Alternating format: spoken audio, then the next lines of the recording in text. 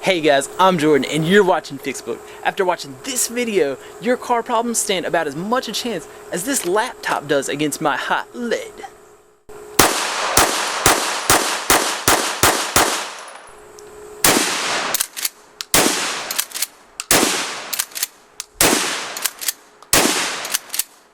Now, make sure you stay tuned so you can see what happened to the laptop at the end of this video.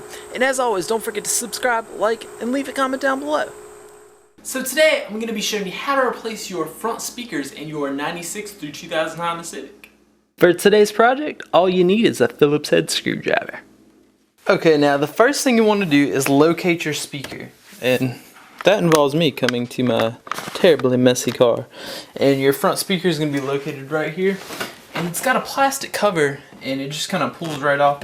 I'm just going to kind of push like that. And you can see it's got a few different clips here that kind of hangs in. And right there you've got, they're kind of like clips, so they kind of like slide in there and then clip back on for when you get to put it back on. So just kind of showing you that. The next thing we got to do is take out these 3 screws, and in just a second I'll get you a better angle so you can see better. Alright guys, so like I said, we just got these 3 screws right here, and if you can't tell by now, this is a pretty simple project. So you shouldn't have any trouble when doing this. I'm just going to remove these screws. And when you do this, leave that one as the last one to take out. It just makes things easier. I just wasn't thinking of it right now.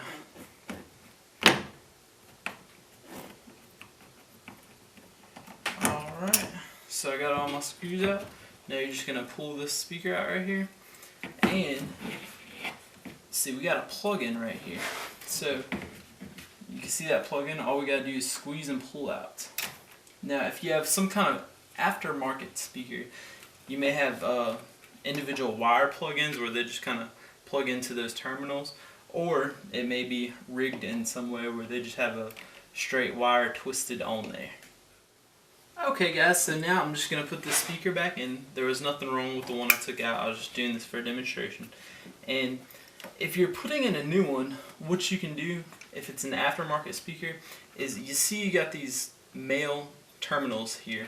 What you can do is you can clip this connector off, and you can get connectors like these, and I have them somewhere, these connectors here, where there will be a female end on one side and then it'll look like this on the other side, and you'll just slide your wire in there and then crimp it down, and then you'll just be able to slide the female side. This isn't really what it is, but it'll be a female side here, and you can just slide it on that male part.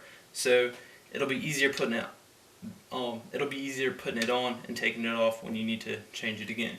And it just doesn't look as terrible as when you just kind of stick a wire in there and wrap it around it. So I'm going to go ahead and plug this back in. Oh, and Honda did dummy proof it. So you gotta love that. You can only put it in one way. And then, so I'm going to go ahead and plug this back in. And I bet a lot of you guys, if you're watching this video, you probably want to put new speakers in your car. And honestly, if you just get like a new head unit, like a new CD deck, for this car, the speakers really aren't too terrible. So you could probably just do that, and the speakers will sound a lot better, and you can make adjustments and stuff like that. So you may not actually need to spend the extra money to get new speakers.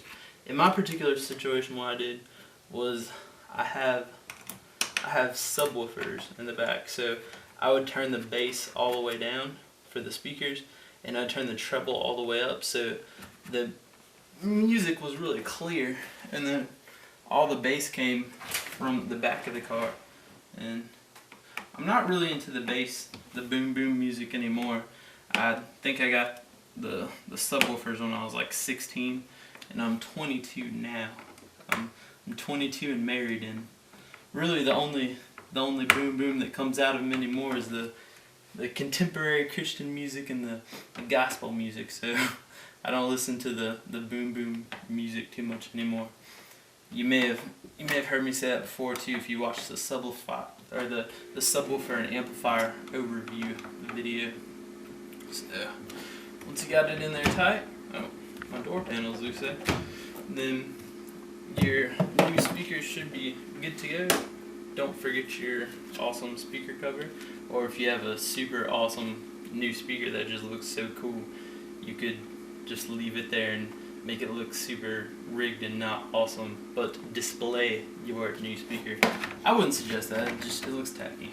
But so I'll just go ahead and put the cover back on there. And that wraps up today's how-to project. Well, thank y'all for watching, and I'll see you next time.